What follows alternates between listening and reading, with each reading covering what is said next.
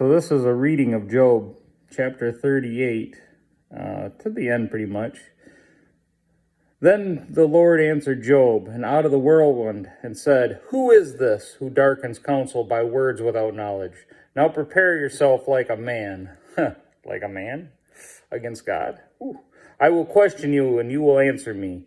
Where were you when I laid the foundations of the earth? Tell me if you have understanding. God's been around, and he's still around. And we are just created beings. We have a limited lifespan and a limited understand, but he created all things and has been before and forevermore. Where were you when I laid the foundations of the earth? Tell me if you have understanding. Who determined its measurements? Surely you know. Or who stretched the line upon it? To where its foundations fastened? Or who laid its cornerstone when the morning stars sang together and all the sons of God shouted for joy? Or who shut in the sea with doors when it burst forth and issued from the womb? When I made the clouds its garment, the thick darkness its swaddling band, when I fixed my limit for it, and set bars and doors, and when I said, This far you may come, but no farther. And here your proud waves must stop. Have you commanded the morning since your days began, and caused the dawn to know its place, that it may take hold of the ends of the earth, and the wicked be shaken out of it? It takes on form like clay under a seal, and stands out like a garment from the wicked. Their light is withheld, and the upraised arm is broken. Have you entered the springs of the sea, or have you walked in the search of the depths?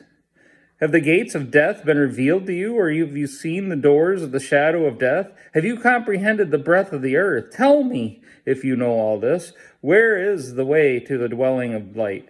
The darkness, where is its place, that you may take it to its territory, that you may know the paths to its homes? Do you know it because you were born then? Or because the number of your days is great? Have you entered the treasury of snow, or have you seen the treasury of hail, which I reserve for the time of trouble, for the day of battle and war? By what way is light diffused, or the east wind scattered over the earth? Who has divided a channel over the overflowing water, or a path for the thunderbolt to cause it to rain on the land? Where there is no one, a wilderness in which there is no man, to satisfy the desolate waste, to cause the spring forth the growth of tender grass. Has the rain a father, or who has begotten the drops of dew? From whose womb comes the ice, and the frost of heaven? Who gives it birth? The waters harden like stone, and the frozen of the deep is frozen, and the surface of the deep is frozen. Can you bind the cluster of the Pleiades, or loose the belt of Orion? Can you bring out Mazzaroth out of its season? Or can you guide the great bear with its cubs? Do you know the ordinances of the heavens? Can you set their domain over the earth, all the stars that he placed and where they are at?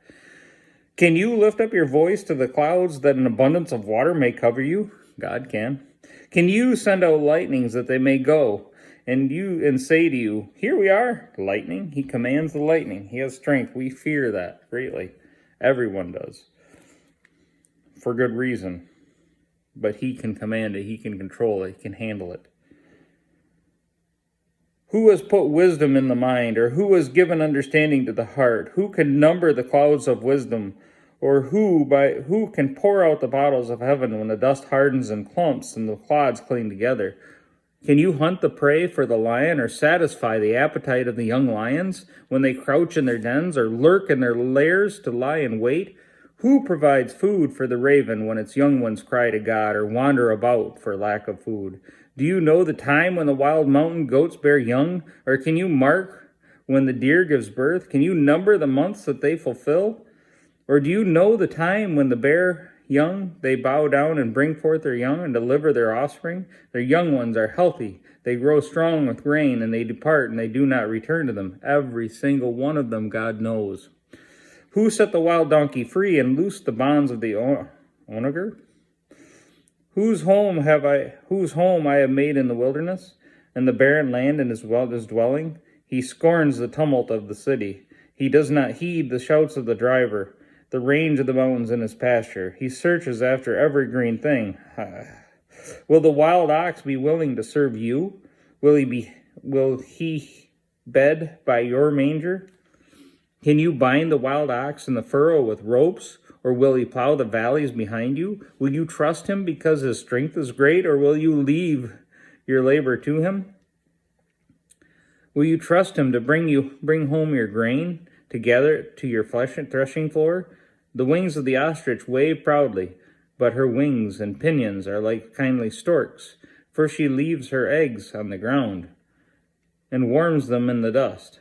She forgets that a foot may crush them, or that a wild beast may break them. She treats her young harshly as though they were not hers. Her labor is in vain without concern, because God deprived her of wisdom and did not endow her with understanding. When she lifts herself on high, she scorns the horse and its rider. Have you given the horse strength? Have you clothed its neck with thunder? Can you frighten him with like a locust? His majestic snorting strikes terror. He paws in the valley and rejoices in his strength. He gallops into the clash of arms. He mocks at fear and is not frightened. Nor does he turn back from the sword. The quiver rattles against him, the glitter spear and javelin. He devours the distance with fierceness and rage.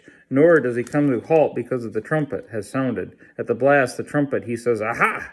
He smells the battle from afar, and the thunder of captains and shouting.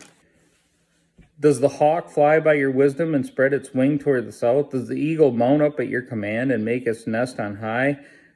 On the rock it dwells and resides on the crag of rock and stronghold. From there it spies out the prey. Its eyes observe from afar. Its young ones suck up blood, and where the slain are, there it is. Moreover, the Lord answered Job and said, Shall the one who contends with the Almighty correct him? He who rebukes God, let him answer it. Then Job answered the Lord and said, This is smart of Job right here. Behold, I am vile. What shall I answer you? I lay my hand over my mouth. Once I have spoken, but I will not answer. Yes, twice, but I will proceed no farther. And then God challenges Job. Then the Lord answered Job out of the whirlwind and said, Now prepare yourself like a man. I will question you, and you will answer me. Will you indeed annul my judgment? Would you condemn me that you may be justified? Have you an arm like God, or can you thunder with a voice like his? Then adorn yourself with the majesty and splendor, and array yourself with glory and beauty. Disperse the rage of your wrath. Look on everyone who is proud and humble him. Look on everyone who is proud and bring him low. Tread down the wicked in their place and hide them in the dust together. Bind their faces in hidden darkness. Then I will confess to you that your own right hand can save you. Can't do that.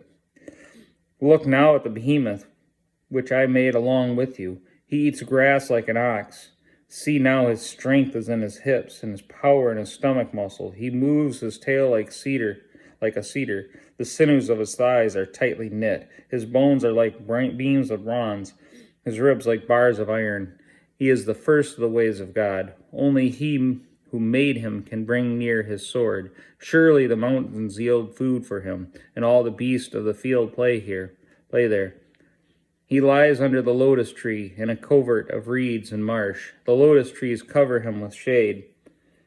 The willows by the brook surround him. Indeed, the river may rage, yet he is not disturbed. He is confident, though the Jordan gushes out of his mouth, though he takes it in his nose, or one pierces his nose with a snare.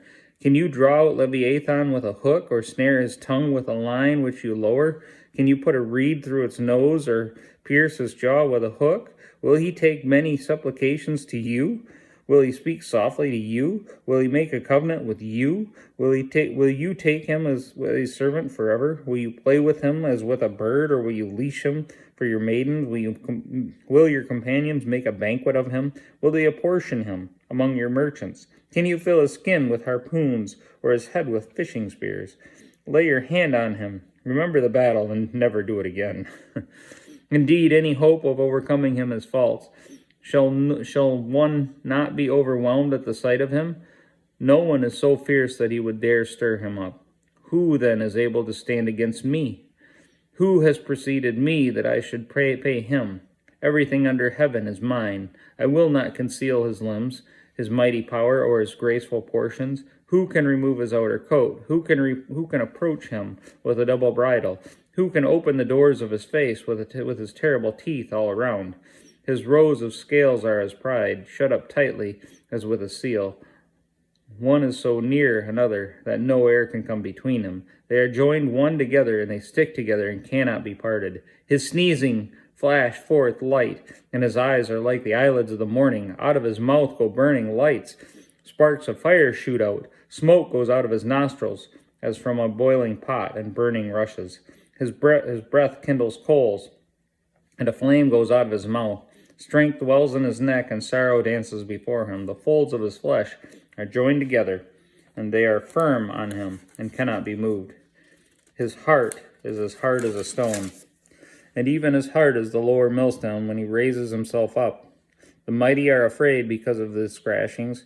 They are beside themselves. Though the sword reaches him, it cannot avail, nor does spear, dart, or javelin.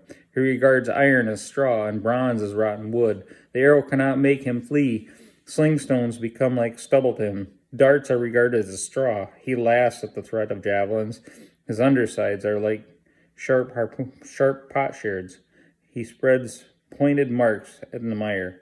He makes the deep boil like a pot.